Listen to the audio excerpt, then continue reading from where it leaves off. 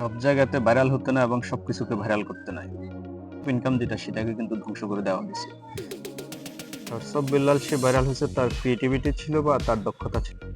শুধু ভাইরাল হতে না, ভাইরাল করার কিছু জায়গা আছে, ভাইরাল করার কিছু স্থান থাকে বা ভাইরাল করার কিছু জিনিস থাকে। সবাইকে সব জায়গায় ভাইরাল করা যায় না। কাউকে ভাইরাল করলে যদি তার জীবন সংকটাপন্ন হয় তাহলে সেটা ভাইরাল না করাই বেটার। ফুটপাতের হোটেল মালিককে ভাইরাল করে কিন্তু তার জীবনটা ধ্বংস করে দেওয়া হয়েছে। আবার আমরা যদি বলি আমাদের যে সাদা পাথর সিলেটের, সেটাকে ভাইরাল করার পরেও সেটা কন্ট্রোলে আসতে অনেক সময় লাগে। এটা হলো আমাদের দেশের নিয়ম নীতি। অর্থাৎ ডাক্তার আসিবার পূর্বেই রোগী মারা গেলে একটা কথা আছে না? এখন প্রশাসন চিন্তা করে দেখার বা দেখবো বলতে বলতেই কিন্তু আমাদের সাদা পাথর লুট হয়ে গেল। সাদা পাথরের দরিয়াটা একেবারে মাটির মতো সাদা হয়ে গেল।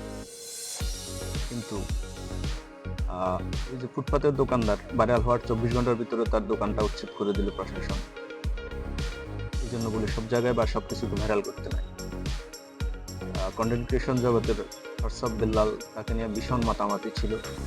আজ কিছুদিন যাবত তাকে নিয়ে তেমন একটা মাতামাতি নাই। কেউ তার কাছে অনুপ্রেরণা আর কেউ তার কাছে যন্ত্রণা। কেউ তার যেমন অনুপ্রেরণা, আবার ঠিক সে আবার কারো জন্য যন্ত্রণা।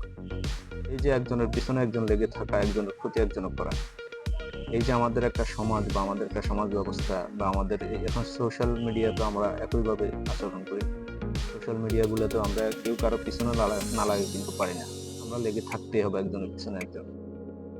এটাতে আমাদের কতটুকু ক্ষতি হচ্ছে বা সমাজের কতটুকু বদনাম হচ্ছে সেটা কিন্তু আমরা কেউ চিন্তা করি না। হোয়াটসঅ্যাপ বিল্লাল সে ভাইরাল হয়েছে তার ক্রিয়েটিভিটি ছিল বা তার দক্ষতা ছিল, কিন্তু আমরা যারা তাকে অনুপ্রেরণা এবং যন্ত্রণা দুই ধরনের মানি। আমরা যদি তাকে কেউ অনুপ্রেরণা মানি, কেউ যন্ত্রণা মানি, আমাদেরও তো ভুল কোথাও না কোথাও আছে। হোয়াটসঅ্যাপ বেলাল একটা ম্যাডেন দিবে বলছিল, সেটার জন্য বিভিন্ন অঞ্চল থেকে বিভিন্ন ধরনের কন্টেন্ট ক্রিয়েশন যারা করে তারা কিন্তু অ্যাটেন্ড করতে যায়, তাদেরকে হয়তো ওইভাবে রিসিভ করতে পারে না।